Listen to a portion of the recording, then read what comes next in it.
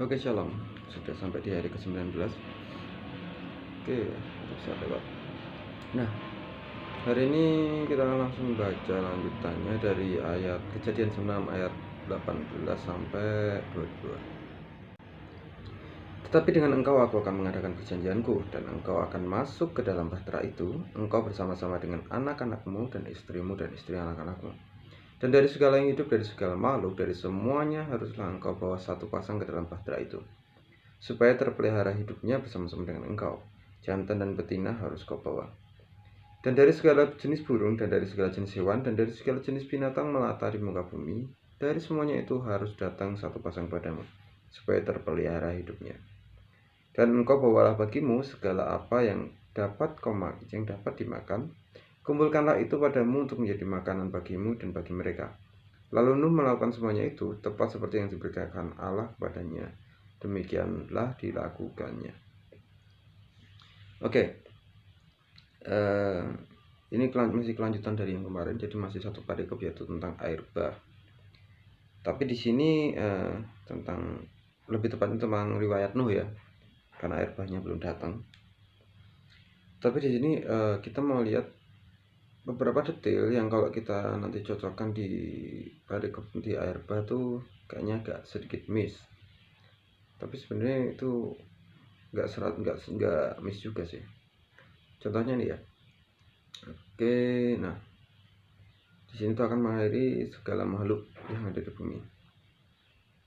Oke, tapi kenyataannya gitu kan, kenyataannya adalah ada beberapa yang tidak lolos, maksudnya beberapa yang lolos gitu kan dari air bah ini. Contohnya ada Nephilim yang ternyata kita tahu nanti di kemudian hari ada di Jericho gitu kan. Artinya kan ada makhluk selain manusia yang lolos di situ gitu kan. Oke, terus juga kita lihat bahwa di sini katakan dari semua spesies ya, dari semua makhluk itu harus dibawa satu pasang. Tapi kalau kita lihat di ini apa namanya, perikop air bah nanti, ternyata ada ketentuan khusus gitu ya. Enggak semuanya itu harus satu pasang gitu ya. Enggak apa-apa, itu hal yang detail yang mungkin bisa terlewat, tapi kita akan lihat itu dari sudut pandang yang lainnya nanti. Kita di sini nggak lagi mencoba mencela firman Tuhan, tapi kita berusaha menelaah kenapa itu bisa terjadi gitu ya. Nah, oke, dan satu pasang. Terus juga Tuhan berfirman bahwa semua itu harus satu pasang kepadamu. Oke, jadi Tuhan juga berfirman bahwa segala jenis hewan dan segala jenis binatang itu mereka harus datang satu pasang padamu. Jadi bukan Nuh yang mencari mereka keliling-keliling di bawah satu pasang. Gak kebayang gimana caranya kalau Nuh harus mendata semua makhluk yang ada di bumi kala itu lalu di bawah satu pasang gitu. Itu PR banget sih. Ya, di sini Tuhan memerintahkan kepada makhluk-makhluk itu untuk datang. Jadi kita tahu di sini bahwa ini benar-benar perkara Tuhan gitu kan. Karena ya kita tahu ya, hewan itu semuanya punya teritori, mereka punya gaya hidup, mereka punya naluri untuk mempertahankan diri. Jadi mereka tidak akan serta-merta mau ikut hanya karena kita ngajak gitu ya. Tapi ternyata di sini mereka datang sendiri masuk ke dalam bahtera. Artinya ini Tuhan sendiri yang gerakan gitu ya. Ini fenomena alam yang cukup unik gitu ya, dimana segerombolan hewan yang mereka punya karakteristik masing-masing berbeda-beda, tapi mereka akhirnya berkumpul di satu tempat tanpa membuat keributan. Itu tidak naluriah sebenarnya, tapi di sini terjadi. Benar-benar ini adalah campur tangan Tuhan. Dan engkau bawalah bagimu segala apa yang dapat dimakan, kumpulkanlah itu padamu untuk menjadi makanan bagimu dan bagi mereka. Oke, di sini Nuh diminta untuk membawa bekal gitu ya, membawa bekal untuk selama mereka di kapal. Ada beberapa hal yang perlu kita perhatikan waktu kita membawa bekal. Pertama, berapa lama kita mau pergi? Ya, berapa lama kita mau pergi itu kita menentukan jumlah makanan yang kita bawa dan jenis makanan yang kita bawa. Karena kalau kita mau pergi lama, otomatis kita harus membawa makanan yang cukup banyak, dan makanan itu harus tahan lama. Kita nggak bisa membawa makanan yang cepat basi ke perjalanan yang lama. Itu yang pertama. Lalu yang kedua adalah jumlah yang makan. Oke, jadi jumlah yang makan di sini sebenarnya kalau di sini agak jelas dan tidak jelas gitu ya, karena oke, Nuh dan keluarganya punya makanan, katakanlah mereka punya anggota keluarga, Nuh, istrinya dan anaknya 3, otomatis setidaknya keluarga itu ada 5. Kalau di sini dikatakan bahwa Tuhan juga menyelamatkan istri anak-anakmu, berarti katakanlah setiap orang punya istri, artinya 5 tambah 3 lagi ada 8 orang yang harus diberi makan untuk jangka waktu yang belum ditentukan gitu ya. Di sini Tuhan belum ngomong waktunya. Lalu untuk hewannya, di sini kita mungkin bisa membayangkan bahwa kapal itu apa bahtera itu penuh hewan gitu ya. Tapi kita tidak pernah diberitahu ada berapa jumlah hewan di sana, dan kira-kira kalau kita nggak tahu jumlahnya, gimana kita menentukan makanan yang harus dibawa gitu ya. Dan ada hewan yang herbivora, ada hewan yang karnivora. Ya kebayang ya, itu bagaimana Nuh harus menyiapkan makanan untuk mereka semua untuk jangka waktu yang belum ditentukan. Ini kalau secara logika ya, bisa-bisanya misalkan di sana ada macan sama kuda, bisa dimakan kudanya gitu kan. Kalau terlalu lama dan kehabisan makanan. Tapi di sini kita lihat bahwa Nuh melakukan semuanya itu tepat seperti yang diberitakan Allah kepadanya, demikianlah dilakukannya. Nuh melakukan tepat seperti yang diperintahkan Allah. Padahal yang diberitakan Allah itu tidak sedetil itu ternyata di sini. Untuk membuatan kapal oke, detail, tapi Tuhan juga tidak mengajarkan dia bagaimana cara memaku, bagaimana cara membuat kayunya melengkung dan lain sebagainya. Tuhan nggak mengajarkan sedetail itu, gitu. Hanya memberikan patokan ukurannya dan lain sebagainya. Artinya di sini Nuh itu punya kreativitas untuk ini ya, untuk bertahan hidup. Waktu membuat kapal di sini dia nggak punya pengalaman apa-apa, apalagi daerahnya pegunungan, dia nggak punya alasan untuk bikin kapal. Tapi di waktu pertama Tuhan berikan dia mandat apa yang akan terjadi dan apa yang harus dia buat, dia langsung membuat itu gitu. Entah dia udah beberapa kali percobaan atau dia langsung bisa, kita nggak tahu, tapi kita lihat bahwa dia tekun melakukan apa yang bahkan dia sendiri nggak tahu caranya. Oke? Dia nggak tahu caranya, tapi dia mau belajar, dia mau berusaha, dia mau melakukan apa yang Tuhan perintahkan. Lalu di sini ini juga sesuatu yang rumit lagi gitu kan. Dia harus menentukan berapa jumlah makanan yang harus dia bawa, untuk berapa lama, untuk berapa jumlahnya, makanan jenis apa yang kira-kira bisa bertahan lama. Dan di sini Tuhan nggak ngasih detail. Artinya apa? Nuh harus berpikir, Nuh harus memutar otak untuk memperkirakan. Dan apakah itu pasti akurat? Ya belum tentu gitu kan. Kita manusia terbatas, gitu kan, pola pikir kita terbatas, cara perhitungan kita terbatas. Apalagi Nuh waktu itu adalah masih di masa primitif yang mereka belum punya pola pikir modern gitu kan. Cara menghitungnya masih manual dan lain sebagainya. Tapi di sini dia melakukan tepat seperti apa yang Tuhan lakukan, dan kalau kita lihat nanti di perikop sebelumnya, mereka terpelihara sampai akhir. Dan itu bukan waktu yang pendek. Itu berbulan-bulan mereka terapung-apung di air dan mereka terpelihara. Hewan-hewan tidak ada yang mati kelaparan, mereka pun tidak. Yang artinya apa di sini? Di sini kita belajar bahwa waktu kita mendapatkan sesuatu dari Tuhan ya, mungkin Tuhan nggak selalu ngasih instruksi itu detail, step by step. Oke, Tuhan nggak selalu ngasih instruksi itu detail, tapi Tuhan akan memberikan clue apa yang harus kamu lakukan. Dan selebihnya tugasnya adalah kita. Kita melakukan apa yang bagian kita. Kita bisa ngapain sih? Oke. Tuhan katakanlah Tuhan minta kita untuk melakukan A gitu. Tuhan minta kita untuk pengen kita untuk melayani orang lain. Kita nggak tahu kebutuhannya apa gitu kan. Tuhan, aku nggak kenal orang itu, nggak ngerti dia kebutuhannya apa, aku harus melayani apa. Ya kita harus putar otak gitu kan. Gimana caranya supaya kita tahu dia butuhnya apa, ya kan? Entah kita kenalan dulu, entah kita ngobrol ngalor itu, entah kita tanya ke orang yang terdekat dengan dia, kira-kira orang itu kenapa, apakah ada yang bisa dibantu dan lain sebagainya. Itu adalah usaha dan effort kita untuk kita melakukan apa yang Tuhan mau. Kenapa? Waktu manusia itu sudah makan buah pengetahuan yang baik dan yang benar, seperti Tuhan pengen melatih kita untuk disiplin. Kayak gitu ya. Tuhan melatih kita untuk disiplin, Tuhan melatih kita untuk berlatih berpikir secara logis, berlatih berpikir secara intelek. Kayak gitu ya. Karena kita sudah dapat ilmunya kok, kita sudah dapat kemampuannya kok. Artinya kita punya kapabilitas untuk melakukan itu. Jangan jadi anak manja yang hanya menunggu instruksi, hanya menunggu step by stepnya aku harus gimana, ya nggak bisa gitu. Tuhan pengen kita itu berkembang. Kalau Tuhan nggak pengen kita berkembang, Tuhan akan tetap izinkan kita di Taman Eden kok. Karena waktu Tuhan bilang kalau kamu makan buah itu kamu akan mati, Tuhan nggak bilang kalau kamu makan buah itu kamu akan diusir dari sini, enggak. Artinya kita tetap bisa mati di Taman Eden. Tidak harus kita keluar dari Taman Eden, tapi Tuhan kirim kita keluar selain daripada supaya kita nggak makan buah kehidupan, itu juga karena supaya kita berlatih. Apa gunanya kita makan buah pengetahuan yang baik dan yang jahat kalau pada akhirnya kita nggak bisa menggunakan apa yang kita dapat dari sana, gitu ya. Ada banyak spekulasi tentang Tuhan takut manusia menjadi Tuhan dan lain sebagainya. Sejak semula kita diciptakan seiring serupa dengan Allah gitu kan. Tuhan nggak takut kok tentang keesaannya gitu kan. Tuhan tidak takut tentang keesaannya. Yang Tuhan takutkan adalah waktu kita tumbuh, hidup, dan kita menjadi tidak berguna. Seperti yang udah aku sampaikan dari awal ya, manusia itu diciptakan dengan fungsi, dengan tujuan.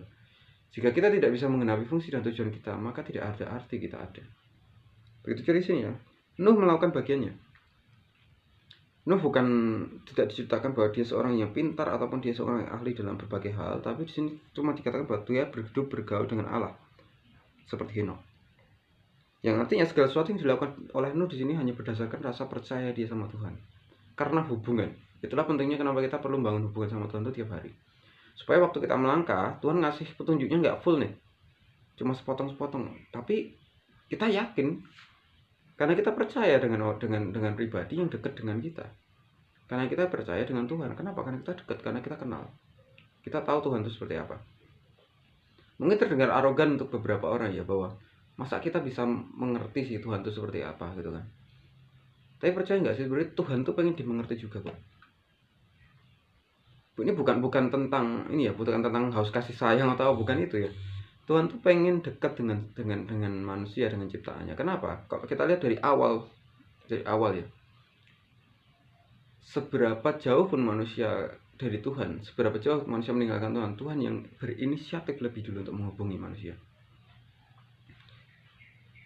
Gitu ya. Tuhan itu selalu yang berinisiatif lebih dulu.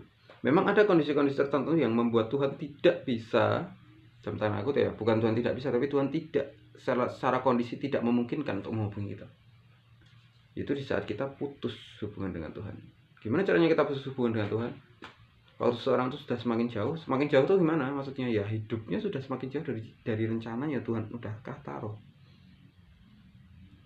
Dari awal Tuhan mengajarkan tentang kebajikan, tentang berbagai macam kebenaran. Kita sebagai orang yang sudah memakan buah yang baik dan pengetahuan tentang yang baik dan yang jahat, kita harusnya tahu apa yang baik dan apa yang jahat. Tapi kenyataannya adalah setiap apa yang dilakukan manusia kecenderungannya menuju kejahatan.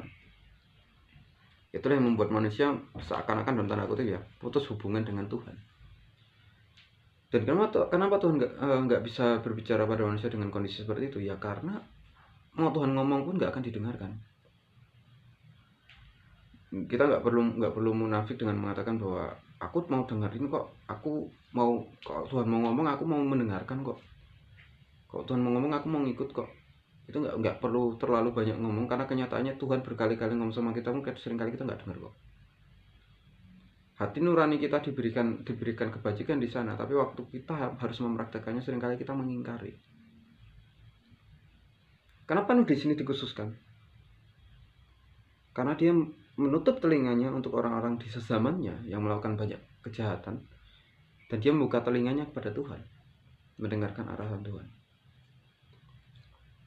Seringkali kita melakukan hal-hal yang menurut kita oke lah, nggak apa-apa, kompromi dikit, tapi kenyataannya itu mendukakan hati Tuhan. Jadi kita nggak perlu menjadi orang yang munafik dan beranggapan kita paling benar gitu. Bahkan aku pun ngomong seperti ini itu sebagai introspeksi dan koreksi untuk diriku sendiri gitu. Kadang-kadang waktu aku melakukan sebuah kesalahan itu dan aku baru menyadarinya kebelakangan, jujur rasanya ada rasa sesal yang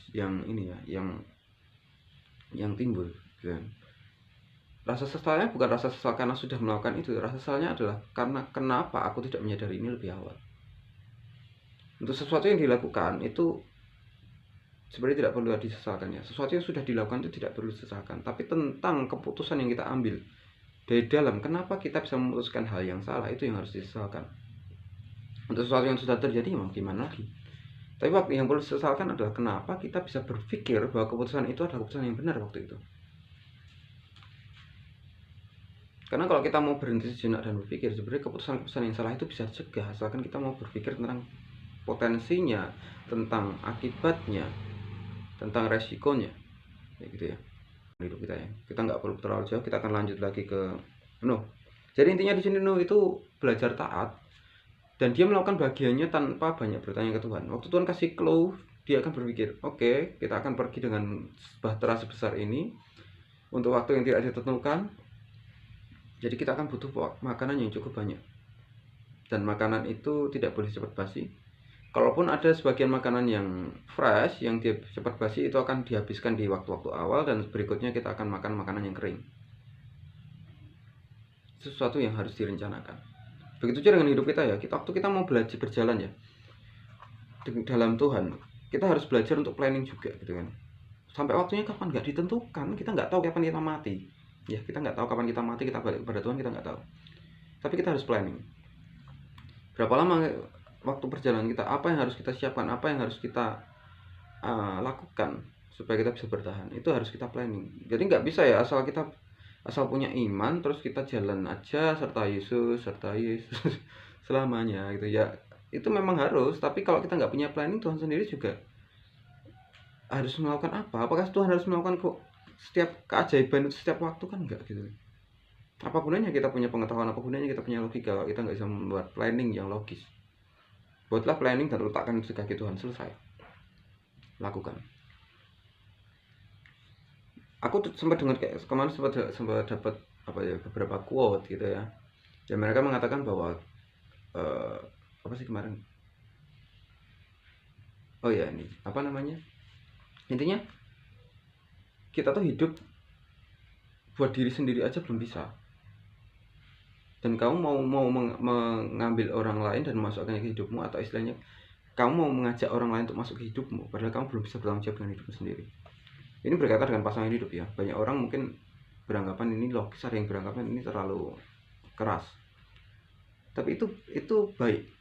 Logikanya gini, kalau kita nggak bisa handle diri kita sendiri ya, dan kita masih berpikiran bahwa kita memerlukan orang lain untuk kita merasa nyaman, untuk kita merasa bahagia, artinya kita belum bisa handle diri kita sendiri. Selama kita masih merasa kita memerlukan orang lain untuk kita merasa lengkap, untuk kita merasa utuh, ya artinya kita belum bisa menghandle diri kita sendiri.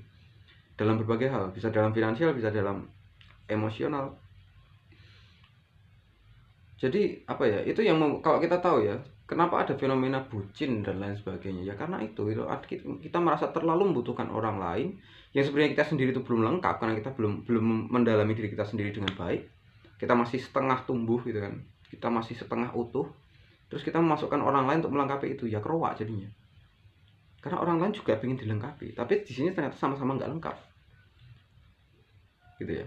Jadi itu yang membuat ada fenomena bucin, terus ada orang-orang yang mudah selingkuh dan sebagainya. Itu bukan cuma komitmen, tapi itu karena dari dalam mereka nggak lengkap, kita nggak utuh, gitu ya. Jadi gimana caranya waktu kita supaya utuh? Gimana caranya supaya kita utuh? Ya kita harus belajar dulu. Banyak orang malas belajar. Belajar dulu tentang mengenali diri, mengenali emosional kita itu seperti apa. Oh, aku ternyata tipe orang yang tersinggungan. Oh, ternyata aku tipe orang yang saklek. Oh, ternyata aku tipe orang yang emosional, atau aku tipe orang yang tegas, aku terlalu lembek, aku kurang disiplin dan sebagainya. Kita harus kenal dulu diri kita. Dan tahap selanjutnya bukan hanya mengenal. Biasanya orang akan, oh ya, kalau kita sudah mengenal diri kita, kita harus menerima. Benar, kita harus menerima, tapi bukan hanya sekedar mentah-mentah terima.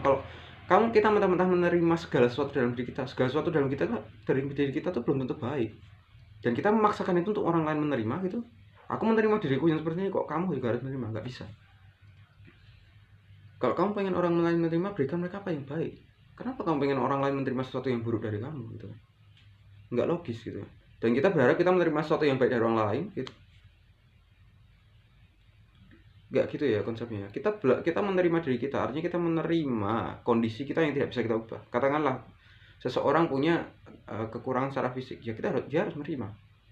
Bolehkah dia berusaha mendapatkan tangan palsu, prostetik itu? Boleh, kenapa tidak? Tapi pertama dia harus menerima diri dulu bahwa aku diciptakan sempurna seperti ini. Karena kesempurnaan itu kan tentang fungsi. Seberapa besar fungsi kita, seberapa kita berfungsi sesuai dengan tujuan yang Tuhan taruh hidup kita. Jadi kita nggak bisa ya serta-merta bilang ya, hanya Tuhan yang bisa menghakimi aku gitu kan. No one but God can judge me. Itu ada kata-kata yang terlalu arogan gitu ya. Kita hidup berdampingan, yang artinya setiap positif dan negatifnya dari hidup kita itu berpengaruh ke hidup orang-orang lain. Di sini Nuh, dia orang yang firm, dia orang yang tangguh, orang yang teguh. Bahkan di saat sekelilingnya itu tidak mengenal Tuhan, dia tetap teguh dengan imannya untuk mengenal Tuhan. Apakah kita bisa menjadi orang yang seperti itu? Waktu sekeliling kita itu memberikan pengaruh yang buruk ke kita, apakah kita akan tetap berpegang teguh pada itu atau enggak? Atau kita akan seperti Joker yang mengatakan bahwa orang yang jahat adalah orang baik yang tersakiti. Ya, itu seringkali jadi alasan loh. Padahal Tuhan sendiri memang bilang dari awal ya, bahwa apa yang ditimbulkan hati manusia itu jahat. Sebaik-baiknya orang pasti ada sedikit kejahatan dalam hatinya. Kenapa aku bilang gitu? Karena itu sudah realitasnya banyak terjadi seperti itu. Katakanlah orang yang begitu baik, apakah dia akan selalu baik ke semua orang? Enggak.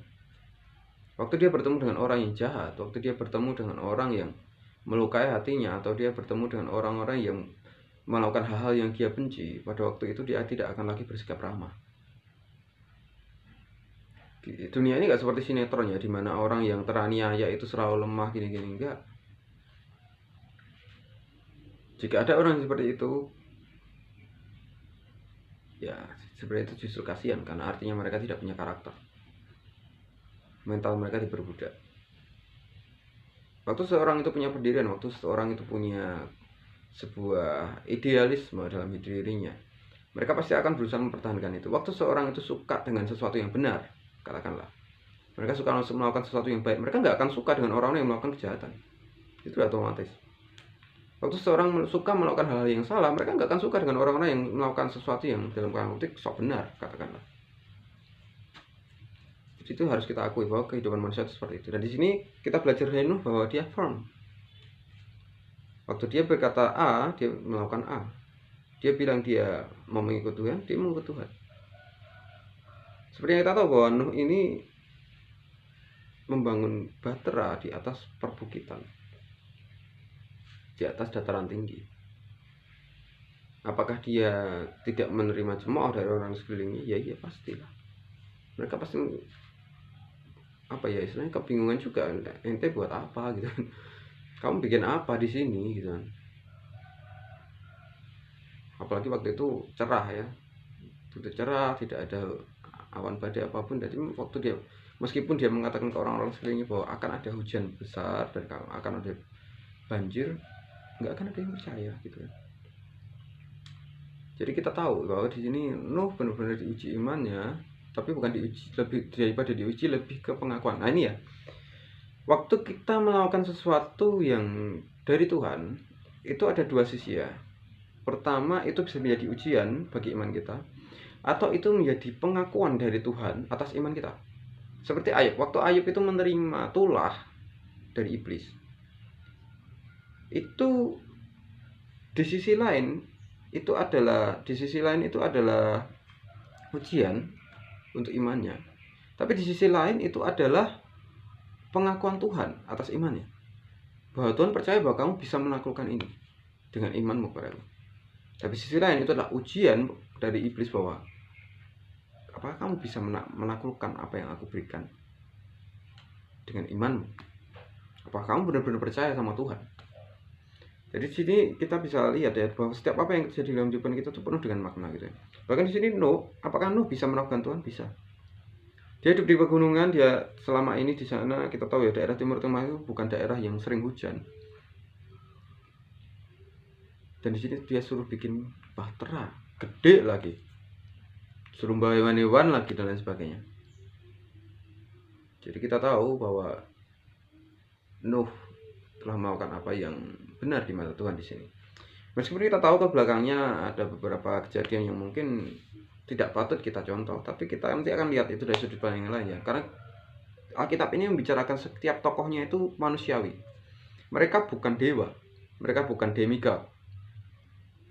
Mereka adalah manusia yang punya baik dan jahat, yang memakan buah yang baik dan yang jahat, pengetahuan tentang yang baik dan yang jahat. Jadi mereka tidak pernah menjadi manusia yang sempurna, tidak pernah. Mereka melakukan itu dengan segala kekurangan mereka, dengan segala rasa takut mereka, dengan segala kekhawatiran dan segala kedagingan mereka. Tapi mereka berusaha mengikuti jalan Tuhan. Itu yang harus kita pelajari dari setiap orang yang ada di Alkitab. Setiap nabi, setiap raja, setiap utusan yang ada di sana, itu bukan karena keluarga mereka, tapi itu Tuhan itu menceritakan bagaimana Tuhan berkarya dalam kehidupan yang orang-orang yang tidak sempurna ini dengan kemahasempurnaannya, gitu ya. Jadi itu yang harus kita pelajari. Jadi jangan punya mindset bahwa wah kita nggak boleh dong menelaah kehidupan para nabi, kita nggak boleh dong mencela para nabi gini. Wait, seperti yang Tuhan katakan ya di Alkitab, segala sesuatu yang ditulis di Alkitab itu tujuan untuk mengajar, untuk membukakan kesalahan, untuk menegur, untuk mendidik. Kalau kita tidak pernah berusaha menelaah apa yang mereka lakukan di sana, kita nggak akan pernah belajar apa-apa. Apakah dengan begini aku berarti kita tidak menghormati Nuh atau kita tidak menghormati para nabi? Enggak, itulah bedanya kita belajar dengan mencela. Mencela itu mencela kesalahan, tapi waktu kita belajar dari seseorang, kita mempelajari baik dan buruknya. Apa yang bisa kita contoh, apa yang tidak. Apa yang harus kita jadikan teladan, apa yang tidak. Kita tidak boleh mendewakan seseorang, kita tidak boleh mengkuduskan satu orang hanya karena satu perbuatan. Itu yang sering kali terjadi di Indonesia ya. Waktu seseorang melakukan apa yang baik dan melakukan hal yang besar, seolah-olah seluruh hidupnya menjadi benar, harus benar. Jadi waktu dia melakukan kesalahan, orang-orang udah lupa sama kebaikannya, orang-orang udah lupa sama jasa-jasanya. Waktu seorang yang jahat melakukan kebaikan, apakah kejahatannya terus dilupakan? Enggak. Paling berapa puluh tahun lagi baru lupa ya. Tapi awalnya enggak. Jadi kita harus tahu bahwa semua yang ada di sini itu manusia. Mereka bisa melakukan kebaikan dan kejahatan, mereka mau punya pilihan untuk melakukan kebaikan ataupun kejahatan. Itu yang terjadi setelah kita makan buah yang pengetahuan tentang yang baik dan yang jahat. Oke. Ini bukan serta-merta hanya masalah spiritual, itu tentang logika juga. Ini tentang pengetahuan tentang psikologi juga. Ini pengetahuan tentang hubungan sosial, tentang kehidupan. Kayak gitu ya. Jadi ada banyak hal yang perlu kita pelajari di sini. Jadi ya di waktu-waktu ke depan, nanti hari-hari ke depan aku akan terus belajar tentang ini, dan aku sharingkan ini di sini juga tujuannya adalah untuk membagikan apa yang aku dapat. Dan semoga ini bisa menjadi sesuatu yang bermanfaat dan membangun untuk kita semua. Oke, udah terlalu lama videonya. Cukup untuk hari ini. God bless you.